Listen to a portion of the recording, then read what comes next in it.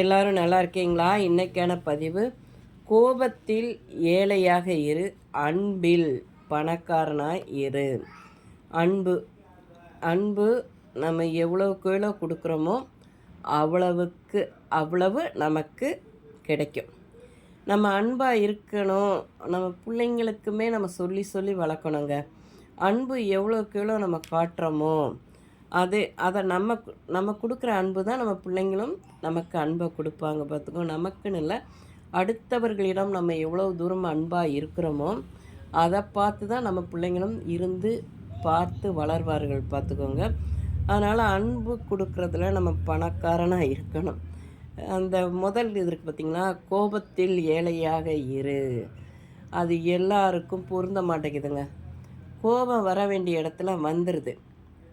இப்போ நான்லாம் பேசுகிறேனே, ஆனால் கோவப்படுறதுல கேட்டகரின்னா நானாக தான் இருக்கும்.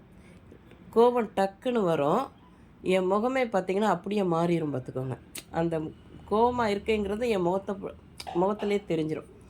ஆனால் அது உண்மையிலே தவறான ஒரு விஷயம்னு நானாக அடுத்த செகண்ட் அதை மாற்றிக்கிடுவேன். ஏன்னா தப்பு பண்ணுறோம் அப்படின்னு நினச்சிட்டு கோபம் வந்தாலும் அடுத்த செகண்டு அது தப்புன்னு சொல்லிவிட்டு அந்த முகத்தை மறுபடி சாந்தமாக அப்படியே கொண்டுட்டு வந்துடுறது. பார்த்துக்கோங்க.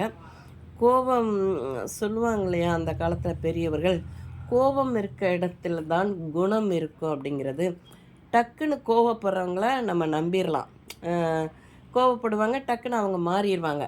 ஆனால் அந்த கோபத்தை மனசுக்குள்ளேயே வச்சு அந்த பழி வாங்குற மாதிரி பண்ணுவாங்க பாருங்கள், அவங்கள மட்டும்தாங்க நம்ப முடியாது.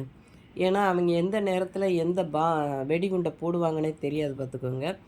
அதனால் நம்ம முடிந்த வரைக்கும் கோவப்படுறதுனால என்ன ஆகுதுன்னா, அந்த இரத்த ஓட்டம்லாம் என்ன சொல்கிறது, இரத்த ஓட்டம் அதிகமாக, நம்ம ப்ரெஷரை அதிகமாக செய்யும் நம்ம உடம்பில்.